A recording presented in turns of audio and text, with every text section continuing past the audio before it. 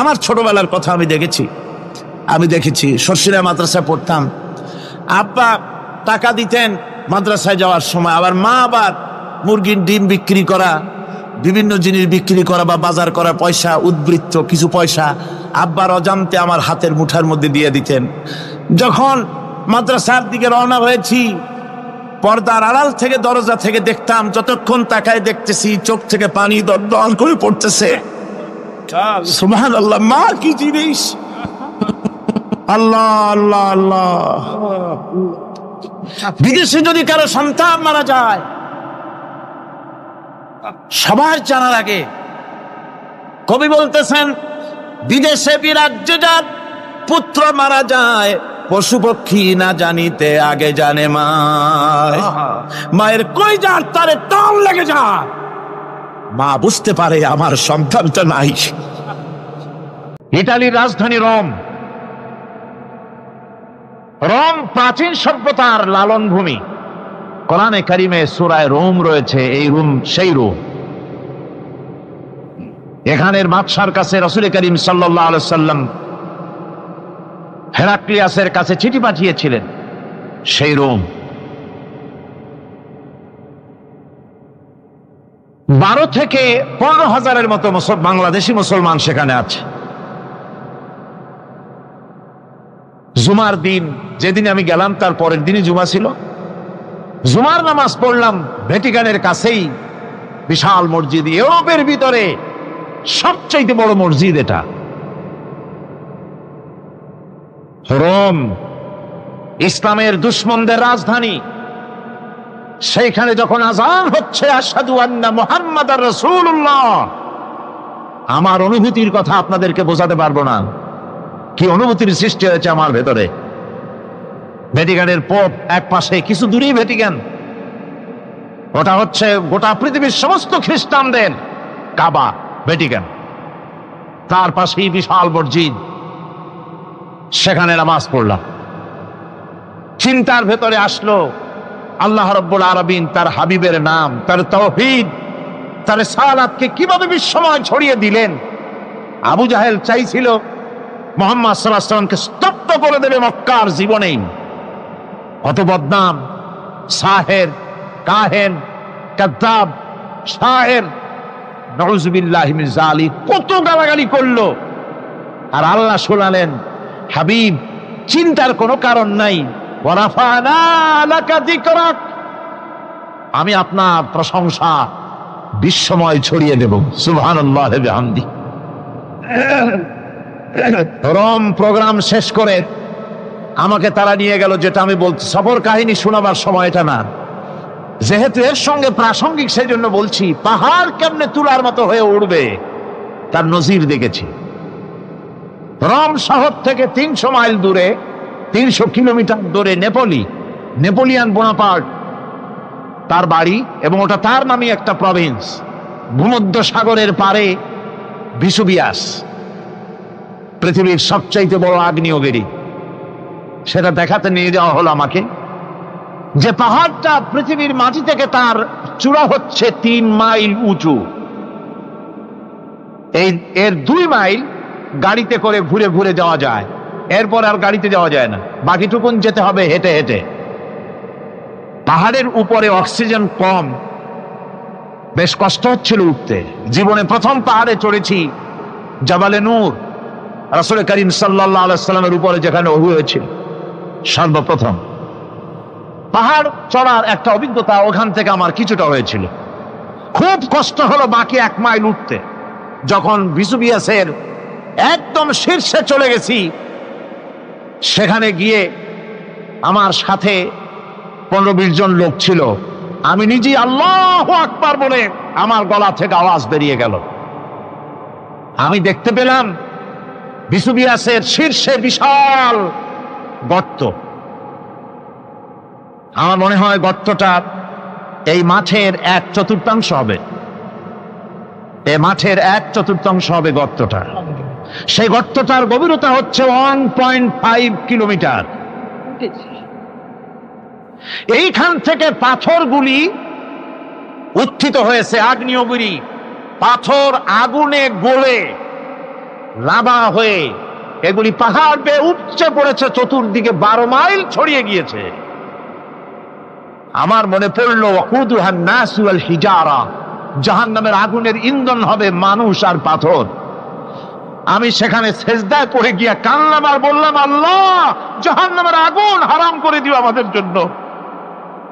পাথর কিভাবে গলে পাথরগুলি গলে পুড়ে চতুর্দিকে পড়েছে আর ছিটকেছে, চতুর্দিকে ছিটকে পড়েছে। সেই পাথরগুলি ছিটকে ছিটকে যেগুলি পুড়ে পড়েছে সেগুলিকে দূরে সাদা রঙের বলে মনে হয়, কোনোটা সাদা কোনোটা কালো, মনে হয় যেন তুলার মতো হয়ে পড়ে আছে চতুর্দিকে।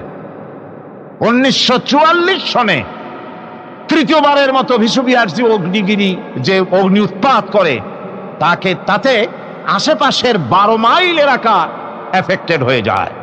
পাথরগুলি গলে এভাবে বিধ্বস্ত করে দিয়েছে। এখান থেকে এখানে জোহরের নামাজ, আসরের নামাজ আমরা পড়লাম, আল্লাহর কাছে খুব দোয়া করলাম। এখনো ধোঁয়া উঠতেছে, এখনো পাহাড়ের ফাটল দিয়ে ধোঁয়া উঠছে। একজন হাত দিয়ে আমাকে বলল যে খুব গরম লাগে ধোঁয়াগুলি। ওখানকার লোকেরা বলল যে ভেতরে এখনো আগুন আছে, তবে সুপ্ত, যে কোনো মুহূর্তে আবার তা জাগ্রত হতে পারে। আমরা সেখান থেকে নেমে এলাম। একটু কিছু দূর গিয়েই সেখানে হলো পম্পেই শহর।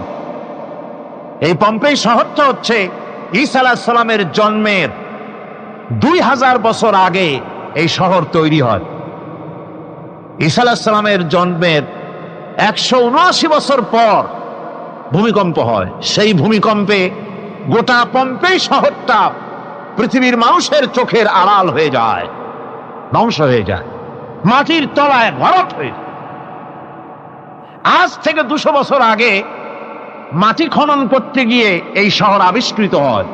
পুরা শহরটা খুঁড়ে তারা বের করেছে।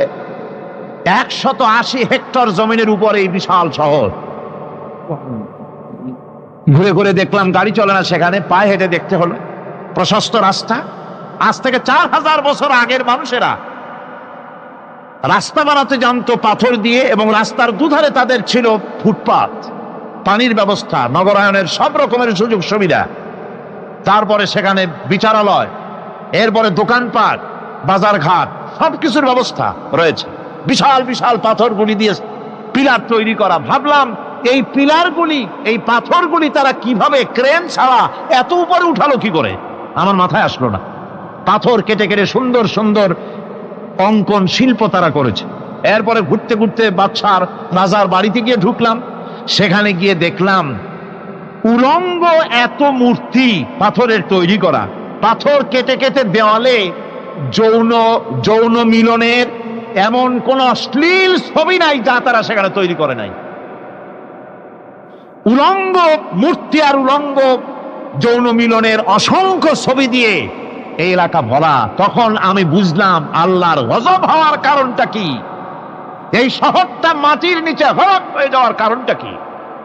আল্লাহ পাক জেনা ব্যভিচার যে দেশে বেশি হয় আল্লাহ পাক বরদাস্ত করেন না। দুশ্চরিত্র যে দেশের মানুষ দুশ্চরিত্র হয়ে যায়, জেনা ব্যভিচার বেশি হতে থাকে, আল্লাহ হরক করে দেন, গজব দেন। এই গজব এক এক সময় এক এক রকমের হয়ে আসে। কখনো মাটির নিচে দাবায় দেন, কখনো মহামারী, কোন দেশে কলেরা, কোন দেশে জলোচ্ছ্বাস, কোথাও ভূমিকম্প, আর সর্বশেষ এই জেনা ব্যভিচারের জন্য আল্লাহ পাকের চূড়ান্ত, এই যৌনতার অশ্লীলতার জন্য চূড়ান্ত গজব বর্তমান বিশ্বের জন্য এইডস। আল্লাহ পাক এই গজব দিয়েছেন। বন্ধুগণ, আমি সেই জায়গা, আমি সেখানে যা দেখলাম যে আল্লাহ পাক পাহাড়গুলিকে কিভাবে উড়াবেন, এটা অস্বীকার করার কোনো উপায় নাই। বিশ্বাস তো করতামই, তবে হযরত ইব্রাহিম আলাইহিস সালাম যেমন বলেছিলেন, রব্বি আরিনি কাইফা তুহিল মাউতা, হে আল্লাহ তুমি মরাকে জিন্দা করবা কেমনে? আল্লাহ পাক বললেন, আওয়ালাম তুমিন, তুমি বিশ্বাস করো না? ইব্রাহিম আলাইহিস সালাম বললেন, বালা, অবশ্যই বিশ্বাস করি, ওয়ালাকিন লিয়াতমাইন্না কলবি, যদি চোখে দেখতাম তাহলে আমার অন্তরাত্মা খুব ঠান্ডা হতো। আল্লাহ রাব্বুল আলামিন চোখে দেখায় দিলেন জিন্দা কেমনে মুর্দা হবে, মুর্দা কেমনে জিন্দা হবে, আল্লাহ দেখায় দিলেন। পাহাড় উড়ায় দিবেন আল্লাহ রাব্বুল আলামিন।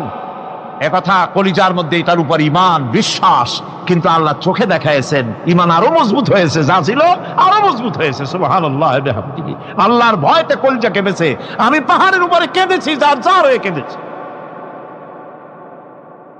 বন্ধুগণ, আল্লাহ সুবহানাহু ওয়া তাআলা এই জন্য বলেছেন, কুল সিরু ফিল আরদ, আমার জমিন ঘোরো, ভালো করে দেখো, কাইফা কানা আকিবাতুল মুকাজ্জিবিন, মহাসত্যকে যারা অস্বীকার করেছে তাদের পরিণতি আমি কি করে দিয়েছি, এগুলি চোখে ভালো করে তাকায় দেখো। আমার বন্ধুগণ, সুতরাং এই পৃথিবীর অবসান হবে, এই পৃথিবী ধ্বংস হবে, এই পৃথিবী চূড়ান্ত ভাবে শেষ হয়ে যাবে। ও হ্যাঁ, আরেকটি কথা বলতে হয়, সেটা হচ্ছেই যে এই রোম থেকে আরেকটু দূরে 900 মাইল দূরে হচ্ছে সিসিলি। 900 মাইল দূরে, সেখানে এই সিসিলি মুসলমানেরা শাসন করেছিল 350 বছর। সেই সিসিলিতে রয়েছে 360টা মসজিদ মুসলমানদের করা। সমস্ত মসজিদগুলি আজ তালা বন্ধ, একটা মসজিদও খোলা নাই। সেখানকার মুসলমানেরা ওয়াজ শুনতে এসেছিল রোমে। আমি তাদের জন্য পরামর্শ দিয়েছি যে গভর্নমেন্টের কাছে তোমরা দাবি জানাও যে অন্তত একটা মসজিদের দরজা আমাদের জন্য খুলে দাও। রোমের অবস্থানরত প্রবাসী বাংলাদেশি মুসলমানেরা আমাকে বলেছে, তাদের অনেকের বাড়ি চট্টগ্রামেও আছে, আমাকে বলেছে তাদের চোখে পানি আসছে বলার সময় যে চিরমের তাফসীর মাহফিল যখন আসে কলিজাটা কাঁদতে থাকে যাওয়ার জন্য। তো যাওয়া তো সম্ভব না, এত দূর থেকে আমাদের সালাম বলে দিবেন যত লোক আসবে, আর আমাদের জন্য দোয়া করতে বলবেন যেন এই রোমের ভিতরে আমরা ইসলামের আদর্শের ভিত্তিতে আমরা যেন চলতে পারি। আপনারা দোয়া করুন তাদের জন্য। ভাইরা আমার, এই পৃথিবী একদিন পরিসমাপ্তি ঘটবে এবং আল্লাহর দরবারে আমাদেরকে উঠতে হবে এবং সেখানে আমাদের বিচার হবে। সেখানে আমাদের কি হবে? বিচার হবে। আল্লাহ পাক বিচারটাকে নির্ভুল করার জন্য, সঠিক করার জন্য প্রত্যেকের গলায় আমলনামা ঝুলায় রাখছে। এখানে রেকর্ডের ব্যবস্থা করা হয়েছে। আল্লাহ পাক বলছেন, ওয়া কুল্লা ইনসানিন আলজামনাহু তাইরাহু ফি উনুকিহি ওয়া নুখরিজু লাহু ইয়াওমাল কিয়ামাতি কিতাবান ইয়ালকাহু মানশুরা। আল্লাহ পাক বলেন, প্রত্যেকের ভালো মন্দ কর্মফল, কর্মলিপি আমি তার গলায় ঝুলায় রেখেছি। কিয়ামতের দিন সে নিজের কাছে স্পষ্ট সব দেখতে পারবে, কোনো জিনিস বাদ পড়বে না। তার গলায় তার আমলনামা ঝুলানো আছে, সব রেকর্ড হতেছে। আমরা যা করছি সবগুলি রেকর্ড হয়ে যাচ্ছে। বর্তমান বিজ্ঞানীর আবিষ্কার করেছে যে মানুষের শরীরের ভিতরে ডিএনএ আছে, রক্তের ভিতরে ডিএনএ, এটা একটা কোড। মানুষের রক্তের ভিতরে ডিএনএ আছে। যেমন তার ব্রেনের ভিতরে কতগুলি কোষ আছে, এক একটা কোষ এক এক ধরনের কাজ করে, অনুরূপ ভাবে তার শরীরের ভিতরে রক্তের ভিতরে ডিএনএ আছে। এই ডিএনএটা কি? এই ডিএনএটা হচ্ছে, এই ডিএনএ একটা কম্পিউটারের মতো কাজ করতেছে। লোকটা কি করবে, কোথায় যাবে, সে ভালো হবে মন্দ হবে কি হবে, সব তার ডিএনএ এর মধ্যে রেকর্ডকৃত আছে। এটা বোঝার জন্য একটা সুন্দর দৃষ্টান্ত দেওয়া যায়। যেমন এই কাগজটাকে আপনারা মনে করুন একটা গাড়ির একটা ব্লুপ্রিন্ট, একটা গাড়ির ব্লুপ্রিন্ট। এখানে লেখা আছে গাড়ি কিভাবে তৈরি হবে। এই কাগজটা নিয়ে ঘরের মধ্যে রেখে দিলেন। এখন এই কাগজটা থেকেই অটোমেটিক গাড়ির উইন্ডো তৈরি হলো, শিল তৈরি হলো, গাড়ির বডি তৈরি হলো, চেসিস তৈরি হলো, টায়ার তৈরি হলো, ইঞ্জিন তৈরি হলো, ব্যাটারি তৈরি হলো, পেট্রোল নিল, আর কোন রকমের ড্রাইভার ছাড়াই গাড়ি চলতে আরম্ভ করলো। এই কথাটা যদি মনের মাথার মধ্যে আনতে পারেন যে এটা কিভাবে হইতে পারে, এতে লেখা অনুযায়ী যেভাবে হওয়া যদি সম্ভব হয়, অনুরূপ ভাবে মানুষের রক্তের ভিতরে ডিএনএ এর আবিষ্কার করেছে। এর ভিতরে মানুষের ভালো মন্দ, কোথায় যাবে কি করবে, সবকিছু এর মধ্যে রয়েছে। কোরআনে কারীমে আল্লাহ রাব্বুল আলামিন, আমি গত বছরও বলছিলাম যে বিজ্ঞানের আবিষ্কার যত বাড়বে কোরআন বোঝা মানুষের জন্য তত সহজ হবে। সুবহানাল্লাহ। কোরআন বোঝা মানুষের জন্য তত সহজ হবে। সুতরাং মানুষের গলার সাথে আল্লাহ পাক বলছেন যে একটা আমলনামা আমি ঝুলাই দিয়েছি তার গলার সাথে। সে যা করতেছে ওখানে সব লিপিবদ্ধ হচ্ছে, কম্পিউটারাইজড, কম্পিউটারের মতো এগুলি সব গ্রহণ করতেছে। এগুলি কিয়ামতের দিন তার সামনে হাজির করা হবে। কিয়ামতে যখন আমলনামা তার সামনে দিয়ে বলা হবে, ইকরা কিতাবাকা কাফা বিনাফসিকাল ইয়াওমা আলাইকা হাসিবা, তাকে বলা হবে নিজের কর্মলিপি নিজেই পড়ো, আজ তুমি তোমার নিজের হিসাব নিতে যথেষ্ট। বন্ধুগণ, এই মাহফিলে যত লোক আমরা বসে আছি, আমরা আমাদের হিসাব নিতে যথেষ্ট না আরেকজন লাগবে? কোন আমরা যথেষ্ট কিনা? কথা বোঝেন নাই। আমি বলতে চেয়েছি এটা, আমরা যদি এখন চোখ বুঝে চিন্তা করি যে পিছনের জীবনে কি করেছি, মনে পড়বে নাকি পড়বে না? বলেন, সবাই পড়বে কি পড়বে না? ছোটবেলায় কবে পায়ের নিচে কাটা ফুটেছিল, কবে কোথায় আছাড় খেয়েছিলেন, কবে কার বেল, তাল, আম, কাঁচা আম চুরি করে খেতে গিয়ে কি খেয়েছিলেন, তারা খেয়েছিলেন, তাকে এখন মনে নাই? আছে। তাহলে কি ওই তাল বেল চুরি করতে গিয়ে যে কিনটা খাইছিলেন সেটাও মনে আছে, ভালো মন্দ সব মনে আছে। তাহলে কোন হোটেলের রুমে কি করছিলেন, কোন স্কুলে কোন কলেজে কি করছিলেন, তারপরে জীবনে ছোট বড় ঘটনাগুলি চোখ বুঝতে মনে পড়বে না? এবার হিসাব করেন, মনে যদি পড়ে এবার হিসাব করেন আপনি জান্নাতি না জাহান্নামে। আপনি আপনার নিজের হিসাব নেওয়ার জন্য যথেষ্ট। তাকে হিসাব করতে বলা হবে, তোমার হিসাব, তোমার নিজের হিসাব নেওয়ার জন্য তুমি যথেষ্ট, তোমার হিসাব তুমি নিজেই করো, এটা পড়ো। আর সেই কিয়ামতের দিন কোনো সাহায্যকারী মিলবে না। لن تنفعكم أرحامكم ولا أولادكم يوم القيامة لن تنفعكم। কিয়ামতের দিন কোনো ফায়দা হবে না, অবশ্যই কোনো ফায়দা হবে না, কোনো উপকারে আসবে না। কিয়ামতের দিন তোমার সন্তান, তোমার স্ত্রী, তোমার মাল, তোমার সম্পদ কোন উপকারে আসবে না। কিয়ামতের ময়দানে সেদিন সব তোমার সাথে বিচ্ছেদ করবে, সব পালায় যাবে। সেখানে উৎকোষেরও কোনো কারবার নাই যে ঘুষ টুস দিয়া, ফেরেশতাদের কোন রকম বুঝবাজ দিয়া, আলাদা কোনো চোরাগলি পথ দিয়া একেবারে ফুট করে ভেস্তে চলে যাবেন, এমন কোনো সুযোগ নাই। অনেকে বলে, হুজুর এমন কিছু দোয়া শিখায় দেন যাতে ওই সব জেহাদ, বোমা এগুলি খুব ভয় পাই, ওসব রাস্তা টাস্তা না, খুব সহজে কিছু দোয়া দুরূদ করিয়া আস্তে করে জান্নাতে চলে যাওয়া যায়, এরকম একটা দোয়া, এরকম একটা পথ বলে দেন। আমি বলি, ভাই এরকমের কোন চোরাগলি আমার রাসূল আবিষ্কার করতে পারেন নাই। আল্লাহর পয়গম্বরের ওই ধরনের কোন পথ আবিষ্কার করতে পারেন নাই। সেখানে কিয়ামতের দিন কাউকে উৎকোষ গ্রহণ করার কেউ নাই, উৎকোষ দেওয়া যাবে না। আর উৎকোষ দিবি নেবা কি? আপনার কাছে কিছু নাইও, থাকলেও নেওয়ার কেউ নাই। এই দুনিয়ায় ফাঁকিবাজি করে বহুত কিছু করা যায়, কিন্তু কিয়ামতের মাঠে এগুলি কিছুই চলবে না। اليوم لا ينفع مال ولا بنون। কিয়ামতের দিন ধন, সন্তান, সন্ততি আর সম্পদ কোনো কাজে লাগবে না। সেদিন শুধু আমল, আমল যদি ভালো হয় কাজে লাগবে, আমল খারাপ হবে সব শেষ হয়ে যাবে।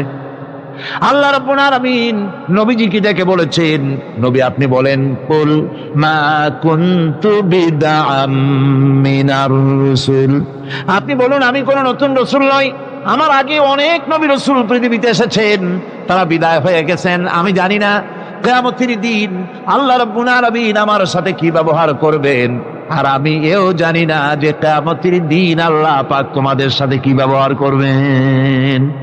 এই আয়াত নাযিল হওয়ার পর আল্লাহর হাবিব তার মেয়েকে ডাকলেন, জামাইকে ডাকলেন, নাতিদেরকে ডাকলেন, আহলে বাইতদেরকে ডাকলেন, আর বললেন, ও আমার মেয়ে, কলিজার টুকরা ফাতেমা গো শোনো, কেবলমাত্র আয়াত নাযিল হয়ে গেল, আল্লাহ পাক আমাকে শোনায়ছেন কিয়ামতের দিন আমি জানি না আমার সঙ্গে কি ব্যবহার করা হবে, আর এও জানি না যে তোমাদের সাথে কি ব্যবহার করা হবে। ও আমার কলিজার টুকরা মেয়ে ফাতেমা, কিয়ামতের দিন মুহাম্মদ সাল্লাল্লাহু আলাইহি ওয়াসাল্লামের মেয়ে, এই হিসাবে তোমার নাজাতের ফয়সালা হবে না। ও আমার কলিজার টুকরা নাতি হাসান আর হোসেন, কিয়ামতের দিন মুহাম্মদ সাল্লাল্লাহু আলাইহি ওয়াসাল্লামের নাতি হিসাবে ফয়সালা হবে না। ও আমার জামাই হযরতে আলী, কিয়ামতের দিন আমার জামাই হিসাবে নাজাতের ফয়সালা হবে না। আমল যদি ভালো হয় ফয়সালা ভালো হবে, জান্নাতে চলে যাবে। আমল যদি খারাপ হয় কার নাতি কার জামাই দেখা হবে না। সুবহানাল্লাহ। কঠিন কিয়ামতের মাঠ। এই পরকালের বিশ্বাস যদি কলজার মধ্যে ঢোকে মানুষ ভালো হয়ে যাবে। কোন সুবহানাল্লাহ। আপনারা কোন মানুষের চরিত্র ভালো কি পুলিশে বানাইতে পারবে? আপনাদের দৃষ্টিতে পারবে? কথার জবাব যে দিলেন না। পুলিশে কি মানুষের চরিত্র ভালো বানাইতে পারবে? পুলিশের চরিত্র ভালো বানাবে কেডা? সেটাই তো কথা। মানুষের চরিত্র যাতে ভালো থাকে, মানুষের জন্য খারাপ কাম না করে সেজন্য পুলিশ। পুলিশ যাতে খারাপ কাম না করে সেজন্য আরো একটা ডিপার্টমেন্ট আছে না? তারা যাতে খারাপ কাজ না করে সেজন্য আর একটা আছে। এন্টি করাপশনের আবার এন্টি করাপশন আছে, তার উপর আবার এন্টি করাপশন আছে। এন্টিটার অভাব না। সুতরাং পুলিশ দিয়া, বিডিআর দিয়া, আর্মি দিয়া মানুষের, দেশের, জাতির চরিত্র ভালো বানানো যায় না। রাসূলুল্লাহ এ দিয়ে বানান না, এটা ইসলামের নিয়ম নয়। পুলিশ দিয়া, আর্মি দিয়া দেশের মানুষের চরিত্র ভালো বানানো যায় না। চরিত্র ভালো বানানো যায় কেবলমাত্র পরকালের ভয় দিয়া। কিসের ভয় দিয়া? ওই যে মক্কার জীবনে ওই সমস্ত মানুষগুলি যারা চুরি করত, ডাকাতি করত, জেনা করত, বদমাশি করত, যারা শয়তানি করত, যারা মানুষকে খুন করত, এই মানুষগুলি এত ভালো হয়ে গেল, যারা চুরি ছেড়ে দিল, ডাকাতি ছেড়ে দিল, জেনা ব্যভিচার ছেড়ে দিল, এত ভালো হয়ে গেল, পৃথিবীর মধ্যে সেরা মানুষ তারা হয়ে গেলেন। জোরে বলেন সুবহানাল্লাহ। নবীর সাহাবীরা পৃথিবীর শ্রেষ্ঠ সন্তান, নবীর সাহাবীরা পৃথিবীর সেরা মানুষ, তাদের চাইতে সেরা মানুষ নবীদের পরে আর কেউ হতে পারে না। জোরে কোন সুবহানাল্লাহ। নবীর পরে পৃথিবীতে শ্রেষ্ঠ মানুষ কারা? সাহাবায়ে কেরাম রিদওয়ানুল্লাহি তাআলা আলাইহিম আজমাইন। ওনারা তো কুফরের মধ্যে ছিলেন, শিরকের মধ্যে ছিলেন, চুরি, ডাকাতি, জেনা, ব্যভিচার এমন কোন পাপ নাই যা করা হয়নি। তারপরে যখন আল্লাহর নবীর কাছ থেকে তাওহীদ, রিসালাত ও আখিরাতের দাওয়াত পেলেন, কি সোনার মানুষ এক একজন হয়ে গেলেন। সুবহানাল্লাহ। যারা ছিলেন নারীর সতীত্বের জম, তারা হয়ে গেলেন নারীর সতীত্বের পাহারাদার। যারা মানুষের মাল চুরি করত, ডাকাতি করত, তারা রাতভর মানুষের মালের পাহারা দিল, মানুষের রক্তের পাহারা দিল। সুবহানাল্লাহ বিহামদি। রক্ত সম্পদের পাহারা দিল। রাসূল বললেন খায়রুল কুরুনে কারনি, সর্বশ্রেষ্ঠ যুগ তো আমার যুগ।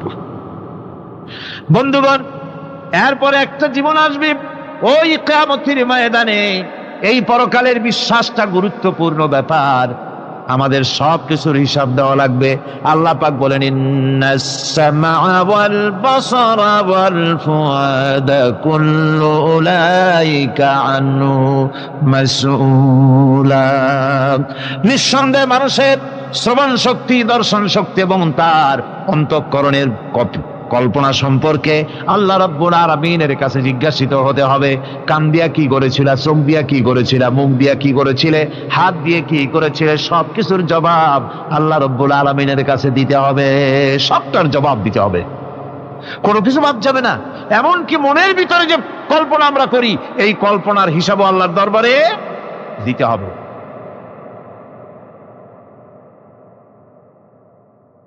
হযরতে জাফর চলে গেলেন নিজের বাড়িতে। স্ত্রীকে ডেকে বললেন, স্ত্রী, রাসূলুল্লাহ আমাকে নির্দেশ করেছেন মুতার প্রান্তরে যুদ্ধে যাওয়ার জন্যে। আমি চলে যাব, তোমার কাছে বলতে এলাম। রাসূলুল্লাহ নির্দেশ না করলে বলতেও আসতাম না। আমি যদি শহীদ হয়ে যাই, আমি যদি আর না ফিরি, আমার সন্তানগুলিকে আমার রাস্তায়ও, এই রাস্তায়, দ্বীনের রাস্তায় তাদেরকে তৈরি করবে। স্ত্রী বলছেন, হে আমার স্বামী, রাসূলুল্লাহ নির্দেশ করেছেন জিহাদের ময়দানে যাওয়ার জন্য। আমি আপনাকে বাধা দেওয়ার হিম্মত রাখি না, তবে আমি আল্লাহর কাছে হাত তুলে বলি। তিনি দোয়া করতে লাগলেন, রব্বুল আলামিন, আমার স্বামী রাসূলুল্লাহর নির্দেশে জিহাদের ময়দানে যেতেছেন, তুমি মেহেরবানি করে আমার স্বামীকে জিহাদের গাজী বানায়া আমার কাছে ফিরাইয়া দিও। হযরতে জাফর তরবারিটা খাপের মধ্য থেকে বের করে তরবারির উল্টা দিক দিয়া স্ত্রীর মুনাজাত করা অবস্থায় তার হাতের উপরে মৃদু আঘাত করলেন আর বললেন, স্ত্রী হাত নামাও, উল্টা দোয়া করো না। রাসূলুল্লাহ আমার নাম দ্বিতীয় নম্বরে বলেছেন, আমার আগেও একজন আছে, পরেও একজন আছে, মুতার প্রান্তরে আমি যে শহীদ হব তাতে কোনো সন্দেহ নাই। উল্টা দোয়া করো না, বরং আমার শাহাদাত মঞ্জুরের জন্য দোয়া করো, আর এই আমার সন্তানগুলিকে দ্বীনের রাস্তায় পরিচালিত করো। আর আমি তোমার কোনো হক আদায় করতে পারি নাই, আমারে মাফ করে দিও। হযরতে জাফর সালাম দিয়ে চললেন, পিছনে স্ত্রী কাঁটা কবুতরের মতো ছটফট করছে, আর ছোট ছোট বাচ্চারা পিছনে দৌড়াচ্ছে, আব্বা আব্বা বলে কাঁদতেছে। হযরতে জাফর পিছনের দিকে একবার ফিরে তাকায়, দেখলেন না কে কান্দে কে দৌড়ায়। যুবক আব্দুল্লাহ বিন রাওয়াহা, তিনি নতুন বিবাহ করেছেন, আজকের রাত তার বাসর সজ্জার রাত। রাসূলুল্লাহ হুকুম করেছেন জিহাদে যেতে হবে। তিনি চলে গেলেন নিজের বাড়িতে। বাড়ি গিয়ে শুনতে পান রাতের বেলায় স্ত্রী তেলাওয়াত করতেছেন কোরআনে কারীম। হযরতে আব্দুল্লাহ বলছেন, স্ত্রী একটু কোরআন পড়া বন্ধ করো, আমার কথা শোনো। আল্লাহর নবী আমাকে জিহাদের জন্য যাওয়ার জন্য আমাকে নির্দেশ করেছেন, আমি জিহাদে চলে যাচ্ছি। তোমার সঙ্গে বিবাহ হয়েছিল, আমি তোমার কোনো হক আদায় করতে পারি নাই, এজন্য আমারে তুমি মাফ করে দিও। স্ত্রী বলল, প্রাণের স্বামী, আমি শুনেছি এই মদিনায় আপনি সুপুরুষ, এক সুদর্শন যুবক, প্রাণ ভরে একবার দেখতেও পারি নাই। আপনি একবার আমার রুমের ভিতরে আসেন, আপনার চেহারাটা আমি একটু দেখে নেই। স্বামী বললেন, আমি তোমার রুমে ঢুকবো না, আমি তোমার রুমের ভিতরে যাব না, আমি এখনই যুদ্ধে রওনা করব। স্ত্রী বলছেন, প্রাণের স্বামী, রুমের ভিতরে প্রবেশ করলে পরে আমি কোনো প্রেম নিবেদন করব না, শুধু একবার চেহারাটা ভালো করে দেখে রাখতে চাই, কারণ কিয়ামতের ময়দানে আমি যেন আপনাকে স্বামী বলে চিনে নিতে পারি।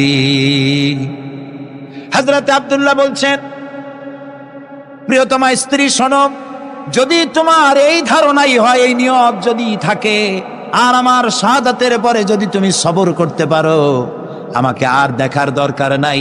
আল্লাহ যদি আমার শাহাদাত মঞ্জুর করেন, তাহলে কিয়ামতের দিন জান্নাতের ভেতরে তোমাকে আমাকে স্বামী স্ত্রী হিসাবে আল্লাহই পরিচয় করাইয়া দিবে। হযরত আব্দুল্লাহ চলে গেলেন জিহাদের ময়দানে। যুদ্ধ শুরু হয়ে গেল। 3000 সৈন্য রাসূলুল্লাহর পাঠানো সাহাবীদের প্রচন্ড আক্রমণে রোমান সৈন্যরা পালায়ে কুল পাচ্ছে না। হযরতে যায়েদ শহীদ হলেন। হযরতে জাফর, তার ডান হাত কাটা গেল, তার বাম হাত কাটা গেল, এবার ঝুলন্ত, হাত কাটা, পা কাটা, এই অবস্থায় তিনি পড়ে আছেন। হযরতে আব্দুল্লাহ বিন রাওয়াহা তিনি ছুটে গেলেন তরবারি ধরার জন্য, তিনি ছুটে গেলেন ইসলামের পতাকা ধারণ করার জন্য। কাছে গিয়ে দেখেন কে যেন পতাকা উঁচু করে রেখেছে। কাছে গিয়ে দেখেন হযরতে জাফর হাত কাটা দুদিকে পড়ে আছে, পা কাটা দুদিকে পড়ে আছে, শূন্য মাথাটা তার। হযরতে জাফরের শূন্য মাথা ইসলামের পতাকা ধরে কামড়ে ধরে উঁচু করে রেখে দিয়েছে। হযরতে জাফর শাহাদাতের সময় বলেছিলেন, ও আমার রসুলের সাহাবীরা, আল্লাহ রসুলকে আমার বিদায় সালাম আরজ করে দিও। আমি এখন আমার নাকের ভিতরে জান্নাতের সুঘ্রাণ পেতেছি, আমার মনে হয় এখনই আমার শাহাদাত নসিব হয়ে যাবে। ও জাফর, তোমার শাহাদাতের পরে আল্লাহ তোমার সাথে কি ব্যবহার করেছেন? হযরতে জাফর বলেন, আল্লাহ তাআলা আমাকে জান্নাতের নাজ ও নেয়ামত দিয়ে আমাকে জিজ্ঞাসা করেছেন, তুমি আর কি চাও? আমি বলেছি, রব্বুল আলামিন কিচ্ছু চাই না, জমিনে আর একবার পাঠাও তোমার দ্বীনকে প্রতিষ্ঠার জন্য, তোমার দ্বীনের রাস্তায় আর একবার জীবন দিয়ে আসি। হযরতে লোকমান তিনি তার সন্তানকে ডেকে বলছেন, কত বড় নসিহত, লক্ষ্য করেন। সন্তানকে ডেকে বলছেন, ইয়া বুনাইয়া, হে কলিজার টুকরা সন্তান, ইন্নাহা ইনতাকু মিসকালা হাব্বাতিন মিন খারদালিন, তোমার জীবনের কোনো একটি আমল তা যদি সরিষার দানা পরিমাণ হয়। হযরত লোকমান যখন এসেছিলেন তখন পৃথিবীটা বিজ্ঞানের যুগ ছিল না।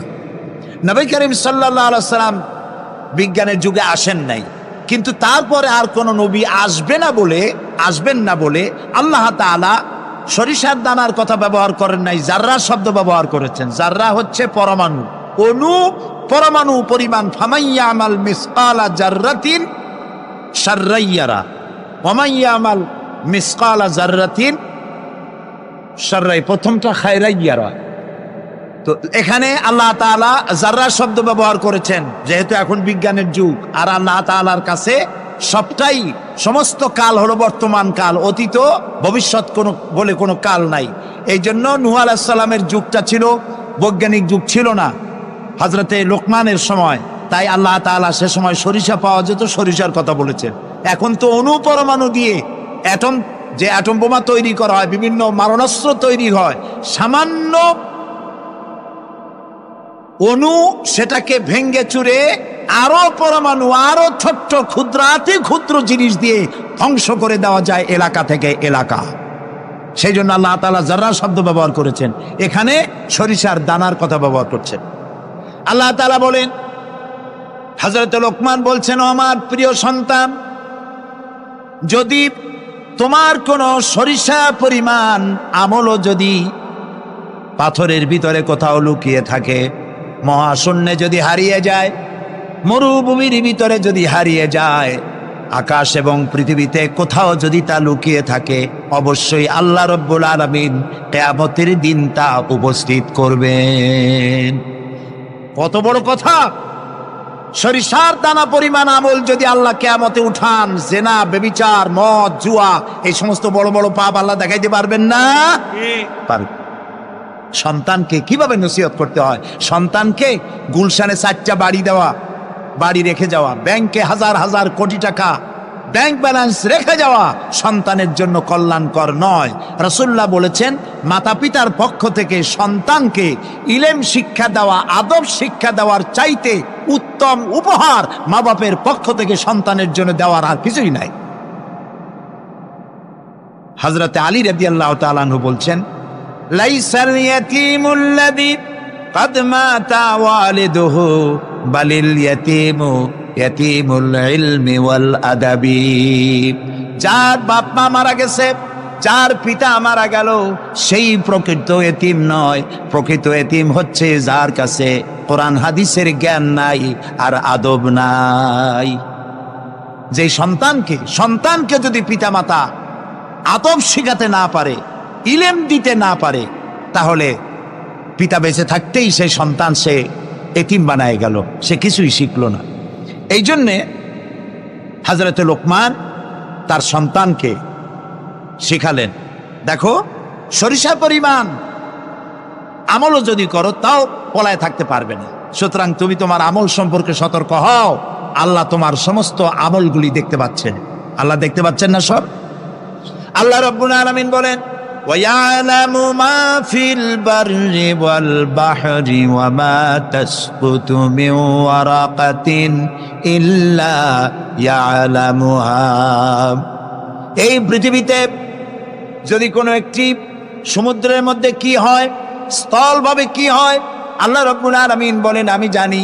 শুধু তাই নয়, পৃথিবীর কোনো একটি গাছের পাতা যদি পড়ে যায়, তাহলে কোন দেশের কোন গাছের কোন পাতাটি পড়েছে আমি আল্লাহ রাব্বুল আলামিনের দরবারে তার খবর হয়ে যায়। এই কথা যদি পিতা মাতা সন্তানদেরকে কাছে নিয়ে যদি বলে, বাবা জেনা, ব্যভিচার, মদ, জুয়া, শয়তানি, চাঁদাবাজি, মাস্তানি এগুলি করবা না, এগুলি একদিন মরা লাগবে, আল্লাহর কাছে হিসাব দিতে হবে। মা বাবা যদি বলতো এরকম, সন্তানগুলি ভালো হইতো। ঠিক কিনা কোন? জোরে বলেন ঠিক কিনা? প্রিয় ভাই সব, কোরআনে কারীমের অসংখ্য আয়াতের মধ্য থেকে একটি আয়াত যদি আমরা মনে প্রাণে বিশ্বাস করতে পারতাম, আমল করতে পারতাম, আমাদের চরিত্র ভালো হয়ে যেত। আল্লাহ রাব্বুল আলামিন বলেন, মা ইয়াকুনু মিন নাজওয়া সালাসাতিন ইল্লা হুয়া রাবিউহুম ওয়ালা খামসাতিন ইল্লা হুয়া সাদিসুহুম।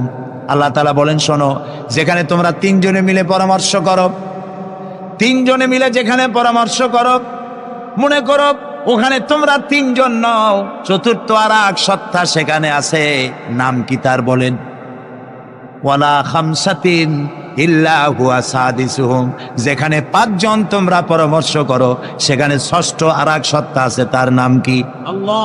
ওয়ালা আদনা মিন যালিকা ওয়ালা আকসারা ইল্লা হুয়া মাহুম আইনামা কানু। এর থেকে সংখ্যায় যদি কম হও, এর থেকে সংখ্যায় যদি বেশি হও, তুমি যেখানে আমি আল্লাহ সেখানে। সুবহানাল্লাহ। প্রিয় ভাই সব, এই যত বোমাবাজি হয়, গ্রেনেড বাজি হয়, কোনো না কোনো জায়গায় পরামর্শ হয় না, হয় না? পরামর্শ হয়। শেখ বেলাল উদ্দিন খুলনার দৈনিক সংগ্রামের প্রতিনিধি ছিলেন। আজকের পত্রিকায় দেখতে পেলাম তাকে হত্যা করার জন্য পরামর্শ হয়েছিল এবং সেখানে খুনিকে 1.5 লক্ষ টাকা পুরস্কার দিয়ে 20,000 টাকা অগ্রিম করা হয়েছিল। এরকম একজন ভালো সাংবাদিককে হত্যা করার জন্য পরামর্শ করা হলো। বেলালের নাম যখন মনে আসলো, দোয়া করি আল্লাহ তাআলা বেলালকে, হযরতে বেলাল রাদিয়াল্লাহু তাআলা আনহুর সঙ্গী করে জান্নাতের মধ্যে জায়গা করে দিও। যেখানে বসে এই পরামর্শটা করা হলো, কিবরিয়া একজন অর্থনীতিবিদ, দেশের একজন গুণী ব্যক্তি, তাকে হত্যা করার জন্য যেখানে পরামর্শ হয়েছিল, 21শে অগস্ট গ্রেনেড হামলা করার জন্য যেখানে পরামর্শ করা হয়েছিল, সেখানে 3 জন হোক 5 জন হোক, যারাই পরামর্শ করেছিল, তাদের যদি জানা থাকতো যে আল্লাহ রাব্বুল আলামিন এই অনুষ্ঠানে তিনি দেখতে পাচ্ছেন এবং শুনতে পাচ্ছেন, তাহলে এত বড় মারাত্মক পশুর কাজ তারা করতে পারত না। হযরতে লোকমান তিনি তার সন্তানকে একেবারে বাচ্চা অবস্থায় বুঝায় দিলেন, হে আমার ছেলে, কলিজার টুকরা, ছোট্ট একটি সরিষার দানা পরিমাণ আমলও যদি করো, ওইটা গোপন থাকবে না, আল্লাহ তাআলা উঠায় নেবেন। সুবহানাল্লাহ। তুমি দেখতে পাবে সে আমল। প্রিয় উপস্থিতি, যুবকদের বলি, তরুণদের বলি, তরুণী আজকে আমাদের টার্গেট। তরুণরা আসো ইসলামের দিকে। তোমাদেরকে যারা লাঠিয়াল বাহিনী হিসাবে ব্যবহার করে, এদের মুখে থুতু নিক্ষেপ করে বেরিয়ে আসো, রাসূলের কাতারে শামিল হয়ে যাও। যে পথে যাচ্ছ জাহান্নামের পথ, আমরা ডাকি তোমাদেরকে জান্নাতের দিকে। সুবহানাল্লাহ। প্রিয় ভাই সব, আমি আপনাদের খেদমতে আরজ করব, হযরতে লোকমানের এই 3য় নসিহতের শেষ অংশটি করেই আমরা আপনাদের সামনে যে কথা বলতে চাই তা হলো, হযরতে লোকমান বলছেন, ওয়া'মুর বিল মারুফি ওয়ানহা আনিল মুনকার, ভালো কাজের আদেশ দাও, অন্যায় কাজ থেকে মানুষকে বিরত রাখো। সুবহানাল্লাহ বলেন, সবাই বলেন সুবহানাল্লাহ। ভালো কাজের আদেশ দাও। ভালো কাজের আদেশ দেওয়া। আজকে হলো মুহররম মাস, আজকে কি? আর মাত্র একদিন পরে আশুরা হবে। হযরত ইমাম হোসাইন এবং তার সাথী সঙ্গী শাহাদায়ে কারবালার জন্য আমরা দোয়া করব। আমরা আমাদের মা বাবার জন্য দোয়া করব। এটা দোয়া কবুলের আজকের শুক্রবার ছিল। সুবহানাল্লাহ। প্রিয় ভাই সব, এত বড় বিশাল মাহফিল জীবনে আরেকটা পাবো, কোন নিশ্চয়তা আছে কি?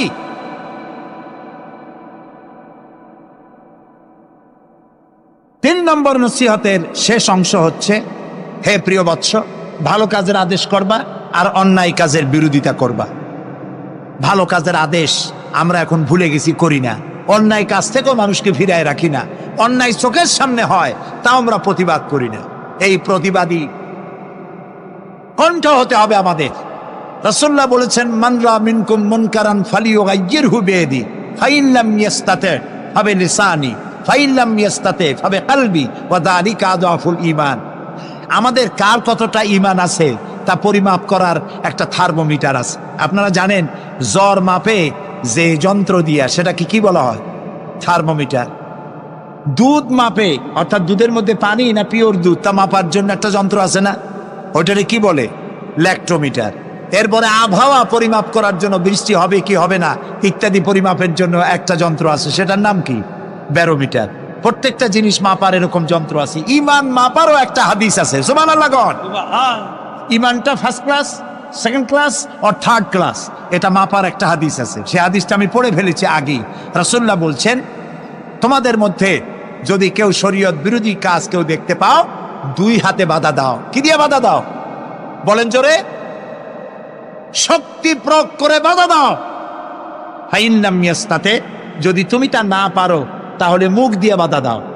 ফাইন লাম ইয়াস্তাতে, যদি তাও না পারো অন্তরে অন্তরে ঘৃণা করো। তবে অন্তরে অন্তরে ঘৃণা করে চুপ করে বসে থাকলে হবে না, মনে মনে ঘৃণা করে হোমওয়ার্ক করতে হবে।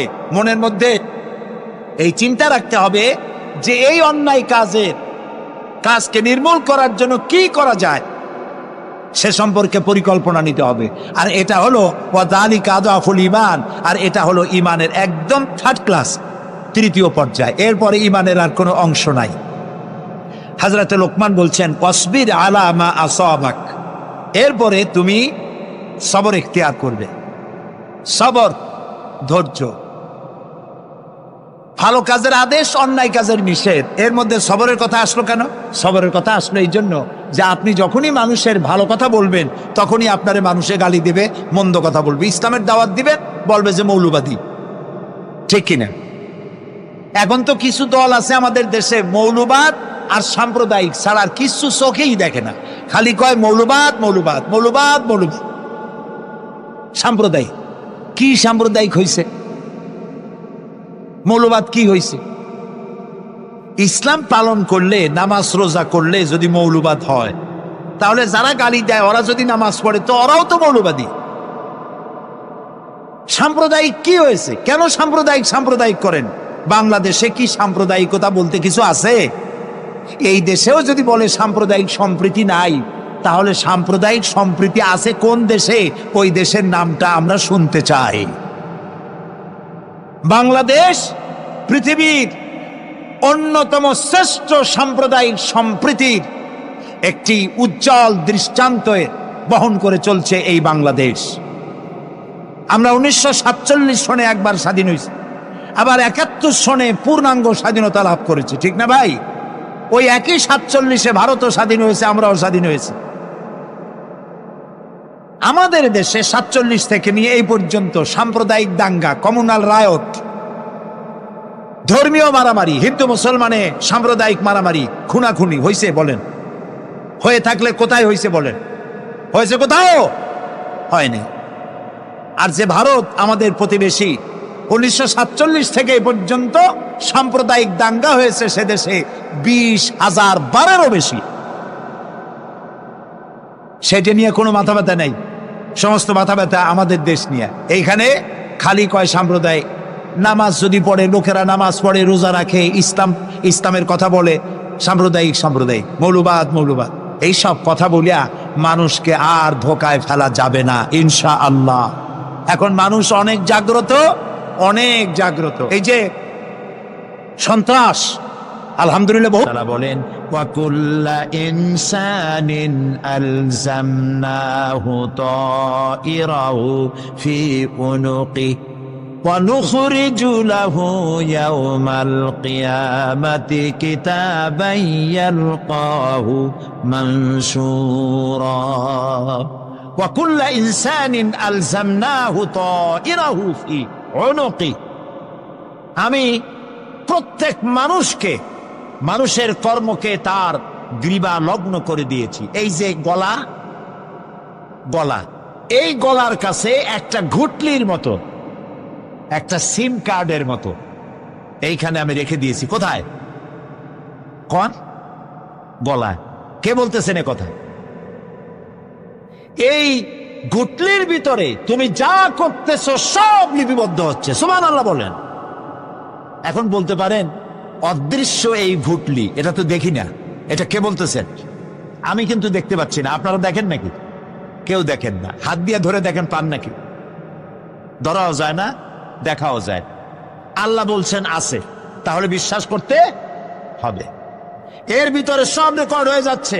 আপনি বলবেন এতটুকুন ঘুটলির মধ্যে, তাবিজের মধ্যে আমার সারা জীবনের সব কথার সব কাজ ঢোকে কেমনে লেখা? তাহলে পাল্টা প্রশ্ন করি, আপনার মোবাইলের সিম কার্ডে এত ফোন নাম্বার, এত ইমেল, এত এত টেক্সট, এত কিছু, আপনার আরো কি জানি আছে, মেসেজ দেওয়াটা হাবিজাবি আছে না, অনেক কিছু গোষ্ঠী সুদ্ধা, এগুলো কেমনে হয়? ছোট্ট একটা সিম কার্ডের মধ্যে কেমনে হয়? শত শত টেলিফোন নাম্বারের মধ্যে ঢুকে যায়। আমার একটা টেলিফোন দিয়ে মোবাইল দিল, কোথা থেকে দিল? লিসবন। কোথায়? কি আন্দাজে কয় অস্ট্রেলিয়া? লিসবন হচ্ছে পর্তুগালের রাজধানী। পর্তুগালের রাজধানী, সেখানে প্রোগ্রাম ছিল, ওরা আমাকে একটা মোবাইল দিল। এতে যে কত ফাংশন আল্লাহ ভালো জানে, আমি এখনো শিখতে পারিনি এত ফাংশন এতটুকু একটা মোবাইলের মধ্যে। কম্পিউটার, কম্পিউটারের ছোট্ট একটা মাইক্রোচিপ যন্ত্র, যে কম্পিউটার ব্যবহার করা এখন বাচ্চা ছেলেবেলারাও জানে। এটা একটা পৃথিবীর বিস্ময়। এই কম্পিউটার, আপনি যান ব্যাংকে, কম্পিউটারের ছোট্ট সেই মাইক্রোচিপসের মধ্যে সারা চট্টগ্রামের সমস্ত মানুষের টাকা লেনদেন, ট্রানজেকশন, এর যা কিছু আপনি করেছেন সব কিছুর হিসাব এখানে রয়েছে, আছে না? তাহলে এতটুকুন একটা মাইক্রোচিপসের মধ্যে এত সহস্র কোটি কোটি টাকার হিসাবপত্র, লেনদেন, এই ছোট্ট জিনিসের মধ্যে ঢুকাবার মতো জ্ঞান মানুষের মাথায় দিছে কে? বলেন কে? সেই আল্লাহই তো গলায় ঝুলায় রাখছে। তাহলে এটা সম্ভব না? সম্ভব কি না? সম্ভব। এখন এই কথাগুলি বলে আল্লাহ মানুষের ক্ষতি করছেন না উপকার করছেন? উপকার করেছেন। এইটা যদি আমার বিশ্বাসে থাকে যে আমার গলার কাছে এরকম একটা সিম কার্ড আছে, একটা সিম আছে মোবাইলের মতো, এটা মনে করেন মোবাইলের একটা সিম গলায় ঝুলানো আছে, এটা সব উঠতেছে, যা বলেন তাই ওঠে, যা করেন তাই ওখানে লেখা হয়। সুবহানাল্লাহ। এই বিশ্বাস যদি আমার হয়, আমি ভালো মানুষ হয়ে যেতে পারবো। সুবহানাল্লাহ বলো। আমি খারাপ কাজ করতেই পারবো না। এই জন্য আল্লাহ পরকালের এই কথাগুলি কোরআনে কারীমের মধ্যে এত বেশি করে বলেছেন। মানুষের চরিত্রবান হওয়ার জন্য আল্লাহর ভয়, পরকালে বিশ্বাস, এর থেকে বড় ওষুধ পৃথিবীতে আর নাই। সব লেখা হচ্ছে, মানুষ বিশ্বাস করে না, এ হলো মূল কথা। যতক্ষণ মাহফিলে থাকে কেমন লাগে? এই যে বসে আছেন ঘন্টার পর ঘন্টা, কেমন লাগে? কন বেহেশতের মতো। বাড়ির কথা মনে আছে এখন? বউর কথা মনে ওঠে? ছেলে মেয়ের কথা মনে ওঠে? সুবহানাল্লাহ কইতে ইচ্ছা করে না? মাজালিসুল ইলম হিয়া রাউযাতুম মিন রিয়াদিল জান্নাহ। এখানে ইলম আলোচনা করা হচ্ছে, কোরআন আলোচনা করা হচ্ছে। এটা তো রজব আলী প্যারেড ময়দান নয়, এটা জান্নাতের টুকরা হয়ে গিয়েছে। বেহেশতের বাগানে বসে আছেন। বেহেশতে মানুষেরা দুনিয়ার কথা চিন্তা করবে না। দুনিয়া কি? এটা পায়খানা। এখানে আসছিল ওই পায়খানা করার জন্য, এটা পায়খানা। আর মানুষেরা পায়খানা সাজাবার কাজে ব্যস্ত আছে, আসল ঘর ভুলে গেছে। আসল ঘর কোনটা? প্রিয় ভাই, সব মানুষ বোঝে না, ভুলে যায়। সিগারেটের প্রত্যেকটা প্যাকেটে লেখা থাকে ইহা স্বাস্থ্যের জন্য ক্ষতিকর, তারপরেও কি টানা টানে দেখছেন? বিশ্বাস করেন, গা সওয়া হয়ে গেছে। এই আমলনামা তৈরি হচ্ছে, হঠাৎ করে কিয়ামতে বানায় দেওয়া হবে না। আপনার আমার বডির সাথে লাগানো ওই সিম কার্ডে সব লেখা হয়ে যাচ্ছে। কিয়ামতের দিন এগুলি হাতে দেওয়া হবে, আর আল্লাহ তাআলা বলবেন, ইকরা কিতাবাকা কাফা বিনাফসিকাল ইয়াউমা আলাইকা হাসিবা। ইকরা কিতাবাক, তাকে বলা হবে এবার তুমি পড়ো। কাফা বিনাফসিকাল ইয়াউমা আলাইকা হাসিবা, তোমার এই কিতাব পড়ো, আর তোমার এই হিসাব গ্রহণ করার জন্য কিতাবটা ভালো করে পড়ো। তোমার নিজের হিসাব নেওয়ার জন্য তুমি নিজেই যথেষ্ট। তুমি দোজখে যাবা না বেহেশতে যাবা, তুমি নিজেই সিদ্ধান্ত নাও কোথায় যাবো। তোমার নিজের কি করছিলা এখন তুমি দেখো। এই জন্য আমি বলি মাঝে মধ্যে, আমরা এখন হিসাব করতে পারি এখানে বসিয়া আমাদের কি হওয়া উচিত। ছোটবেলার কথা মনে আছে? নাই? মনে নাই? এই যে স্কুল থেকে পলাইছিলেন, তারপরে 2 দিন পর স্কুলে গিয়ে হাজির হয়েছেন। মাস্টার জিজ্ঞেস করলো গতকাল আসো নাই কেন? তখন বললেন মা বলেছেন আমার নাকি পেটে ব্যথা হয়েছিল। এইসব স্কুল ফাঁকি দেওয়া, মার খাওয়া, মানুষের বাড়ির লিচু খাইতে গিয়ে চুরি করিয়া কিল খাওয়া, এইসব ছোট ছোট কথা মনে পড়লে এখনো হাসি পায়। এসব কথা মনে আছে না? ছোট ছোট কথা, ছোট ছোট কথাগুলি যদি মনে থাকে, তাহলে কোন হোটেলে, কোন বাগানে, কোথায় কোন পাপ করেছেন তা মনে নাই? এখন নিজে হিসাব করেন, জায়গা কোথায় হওয়া উচিত, পাপ করেছেন কত, ভালো কাজ করেছেন কত, নিজে হিসাব করে দেখেন কোন দিকে যাবেন।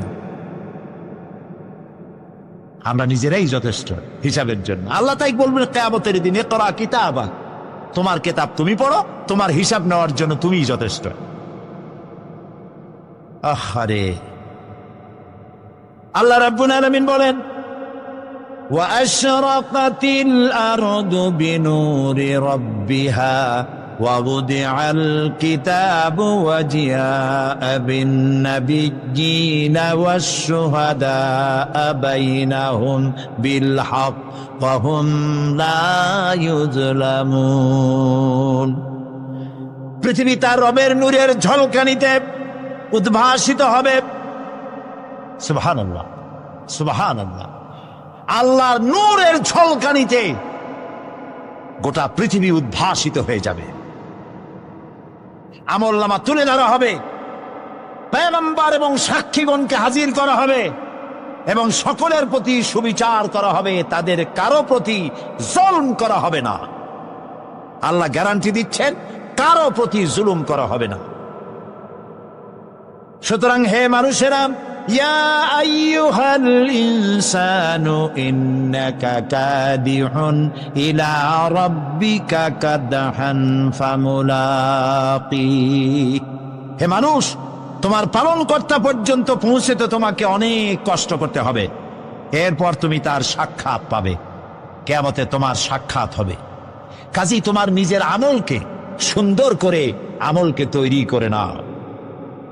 فَأَمَّا مَنْ أُوتِيَ كِتَابَهُ بِيَمِينِهِ فَسَوْفَ يُحَاسَبُ حِسَابًا يَسِيرًا وَيَنْقَلِبُ إِلَى أَهْلِهِ مسرورا। সুবহানাল্লাহ। যার ডান হাতে আমলনামা দেওয়া হবে, কিয়ামতের দিন আমলনামাগুলি উড়িয়ে দেওয়া হবে। ইমানদারের সামনের থেকে কোন হাতে, আর বেঈমানের পিছন থেকে বাম।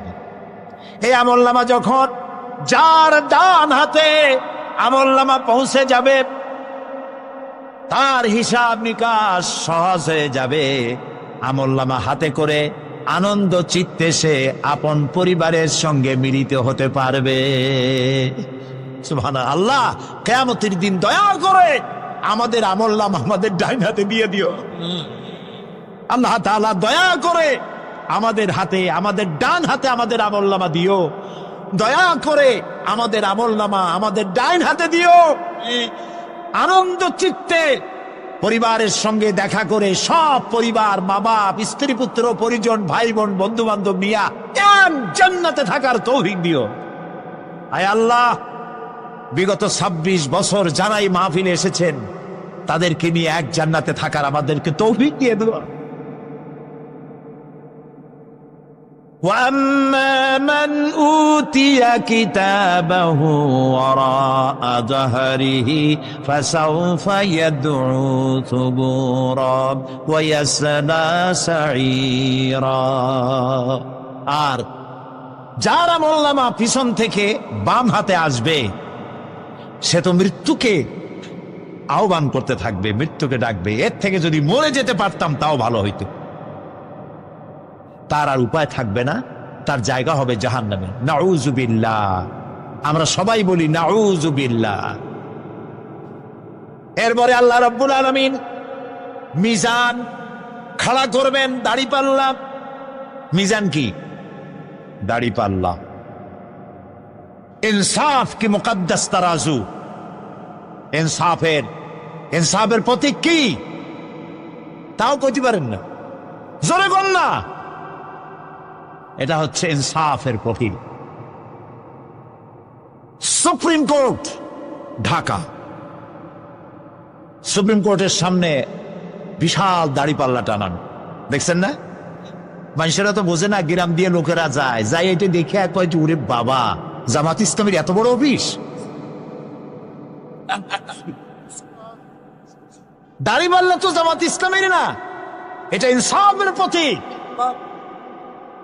তারা ক্ষমতায় গেলে ইনসাফ করবে এটা বোঝাবার জন্য এই প্রতীককে গ্রহণ করেছে। আল্লাহ যেন ইনসাফ করার তৌফিক দিয়ে দেয়। বলেন আমিন, জোরে বলেন আমিন। কিয়ামতের দিন এই দাড়িপাল্লা মিজান আল্লাহ তাআলা প্রতিষ্ঠিত করবেন, এবং এই মিজানে যার পুণ্য পাল্লা ভারী হবে সে কৃতকার্য, আর যার পাল্লা হালকা হবে সব শেষ। আল্লাহ রাব্বুল আলামিন বলেন, وَنَضَعُ الْمَوَازِينَ الْقِسْطَ لِيَوْمِ الْقِيَامَةِ فَلَا تُظْلَمُ نَفْسٌ شَيْئًا وَإِنْ كَانَ مِثْقَالَ حَبَّةٍ مِّنْ خَرْدَلٍ أَتَيْنَا بِهَا وَكَفَى بِنَا حَاسِبِينَ। আমি কিয়ামতের দিন ন্যায় বিচারের মানদণ্ড স্থাপন করব, তখন কারো প্রতি অবিচার করা হবে না। যদি কোনো আমল সরিষার দানা পরিমাণও হয় আমি তা হাজির করব। সুবহানাল্লাহ, সুবহানাল্লাহ। এবং হিসাব গ্রহণের জন্য আমি যথেষ্ট। এবং হিসাব মানুষেরা মনে করবে এত মানুষ, আদম আলাইহিস সালাম থেকে নিয়ে পর্যন্ত, এখান থেকে নিয়ে কিয়ামত পর্যন্ত সব মানুষের তো উঠবে সে কোনো হিসাব হবে নাকি? একজন একজন করে হিসাব হবে। আল্লাহ বলছেন, আল্লাহ সারিউল হিসাব, দ্রুত হিসাব নিতে সক্ষম।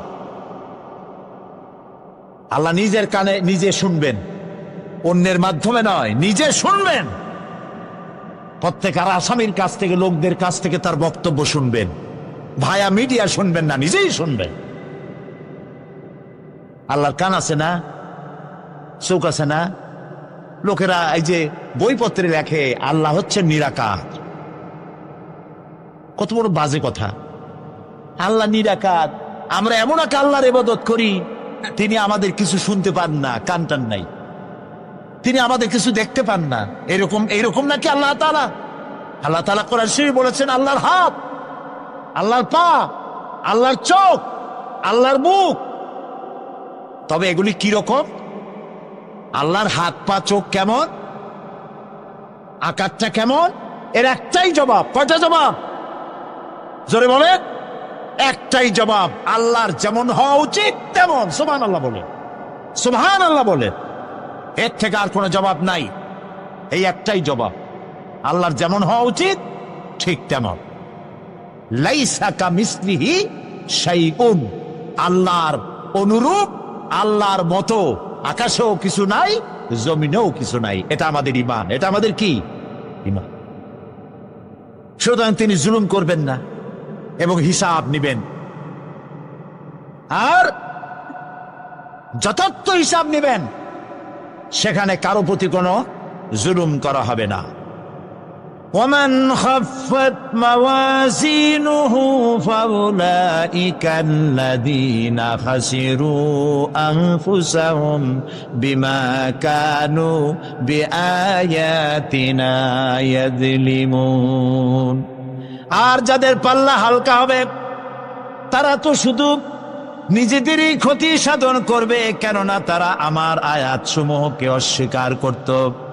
আল্লাহরে যারা অস্বীকার করত, আখেরাত নাই, কিয়ামত নাই, বেহেশত নাই, কবরের মধ্যে কোনো শাস্তি নাই, কবরের কোনো প্রশ্ন নাই, এগুলি যারা বলতো তারা কিয়ামতে ক্ষতিগ্রস্ত হবে। এখন কিয়ামতের দিন মিজান আমরা হালকা করতে চাই না ভারী করতে চাই? জবাব চাই। কি করবেন? যদি ভারী করতে চান নেক আমল বেশি বেশি করবেন। আর একটি হাদিস শোনাবো, যেই হাদিসের ভিতরে পাল্লা ভারী করার মতো কথা নবীজি বলেছেন, শুনবেন নাকি? বুখারী শরীফের শেষ হাদিস।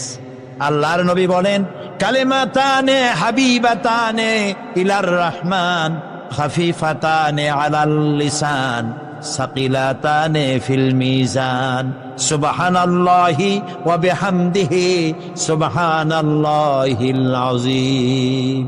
নবীজি বলেন, দুইটা কালেমা, দুটি শব্দ আল্লাহর কাছে খুবই প্রিয়, মুখে উচ্চারণ করা একেবারেই হালকা। আর কিয়ামতের দিন এই শব্দ দুটি দিয়ে আল্লাহ রব্বুল আলামিন মিজানের পাল্লাকে ভারী করে দিবে। সেই শব্দ দুটি হলো, পড়েন আমার সাথে, সুবহানাল্লাহি ওয়া বিহামদিহি সুবহানাল্লাহিল আযীম। সবাই পড়েন, সুবহানাল্লাহি ওয়া বিহামদিহি সুবহানাল্লাহিল আযীম সুবহানাল্লাহি ওয়া বিহামদিহি সুবহানাল্লাহিল আযীম। জান্নাতের ভিতরে মানুষের কোনো দুঃখ থাকবে না। কাদের দুঃখ থাকবে না? জান্নাতীদের। কথা কি শোনেন? সাথে সাথে ঠাস ঠাস করে জবাব দিতে পারেন না কেন? জান্নাতীদের ভেতরে, জান্নাতীদের কি থাকবে না? কোনো দুঃখ থাকবে না। একটা দুঃখ থাকবে। কটা দুঃখ? একটা দুঃখ থাকবে। জান্নাতীরা জান্নাতের ভেতরে মনে মনে ভাববে, কারণ জান্নাত তো সকলের জন্য একরকম হবে না। কারো হবে ফার্স্ট ক্লাস, কারো হবে ডিলাক্স, কারো হবে সুইট ডিলাক্স, কারো হবে second class, third class, fourth class, এরকম। এটা কি ইনসাফ না জুলুম? ইনসাফ। আপনি খালি নামাজ পড়ছেন, রোজা রাখছেন, হজ করছেন, জাকাত করছেন, জাকাত দিছেন, হালাল হারাম বাইসা করছেন, আপনারে যে জান্নাত দেওয়া হবে, ওই ব্যক্তি যিনি তাহাজ্জুদের নামাজ পড়েছেন, কোরআন বুঝেছেন, কোরআন প্রতিষ্ঠার জন্য আন্দোলন করেছেন, জেল খেটেছেন, জরিমানা দিয়েছেন, ফাঁসির মঞ্চে চড়েছেন, তার জান্নাত আর আমার জান্নাত সমান হওয়া কি উচিত? কাজে আল্লাহ তাআলা তো ইনসাফ করবেন কিয়ামতের দিন। নবীদের, সাহাবীদের, তারপরে দিনের জন্য যে যত পরিশ্রম করেছেন তার পুরস্কারটা সেরকমই হবে। এই জান্নাতীর ভিতরে, জান্নাতীদের মধ্যে কোনো দুঃখ থাকবে না, একটি দুঃখ ছাড়া। তারা মনে মনে ভাববেন, রব্বুল আলামিন, অমুক অমুক সময় চায়ের দোকানে বসে আড্ডা মেরেছিলাম, বাসের মধ্যে ঘন্টার পর ঘন্টা বসেছিলাম, আজে বাজে চিন্তা করেছি, সময় চলে গেছে ঘন্টার পর ঘন্টা। ওই সময়গুলিতে যদি তোমার নামের জিকির করতাম, তেলাওয়াত করতাম, তাহলে জান্নাতের ভিতরে আজ আমি আরো ভালো ভালো জায়গা পাইতাম।